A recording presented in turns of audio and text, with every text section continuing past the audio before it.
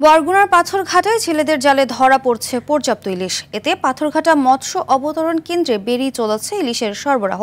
চলতি মৌসুমে বন্যা ও ঘূর্ণিঝড়ের কারণে প্রধান মৌসুমে তেমন ইলিশ ধরা না পড়লেও হঠাৎ করে জেলেরা ট্রলার ভর্তি ইলিশ নিয়ে ঘাটে আসছেন। তবে দাম বেশি বলে অভিযোগ ক্রেতাদের।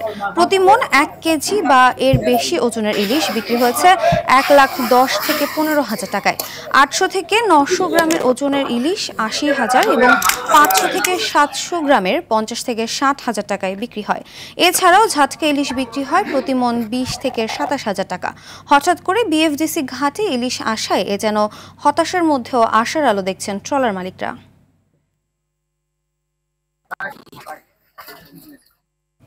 ইলিশ সরবরাহের বিষয়ে বরগুনার পাথরঘাটা মৎস্য আড়ত থেকে যুক্ত হচ্ছেন সহকর্মী তাওহিদুল ইসলাম শুভ।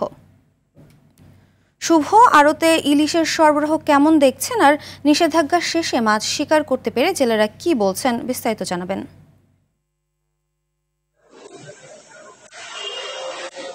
গত 7 দিন হয়েছে বাঙালি সরকারকে 5 দিনের নিষেধাজ্ঞা ছিল, সেটি কিন্তু দিয়েছে এবং এরপরে কিন্তু জেলেরা সাম্প্রতিক সময় নিম্নচাপ ও ঘূর্ণিঝড়ের কারণে কিন্তু তেমনি মাছ শিকার করতে না পারলেও কিন্তু আজকে আমরা দেখেছি এবং গতকালকে দেখেছি একটি নদী কিন্তু পেয়েছিল গতকালকে প্রায় 175 মণ ইলিশ।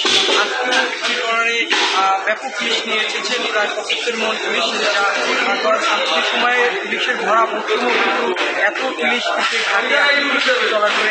এখন আমরা দেখতে পেরেছি ঝাঁকে ঝাঁকে ইলিশ জেলেদের যারা ধরা পড়লেও কিন্তু দাম কিন্তু দেখুন আমরা দেখাতে যাই এখনো কিন্তু যে ঘাটে ইলিশ সরবরাহ এবং বাজারজাত করার জন্য দেশের বিভিন্ন অঞ্চলে এখান থেকে কিন্তু রপ্তানি করা হয় ইলিশ, এবং ইলিশ কিন্তু তারা প্রস্তুতি করছে এবং দেশের বিভিন্ন অঞ্চলে রপ্তানির জন্য যে এখান থেকে যে করণীয় সেগুলো কিন্তু তারা এবং গাড়ি করে কিন্তু দেশের বিভিন্ন অঞ্চলে পাঠিয়ে দিচ্ছেন এবং ইলিশের দাম 1 লক্ষ থেকে 10 থেকে 15,000 টাকা।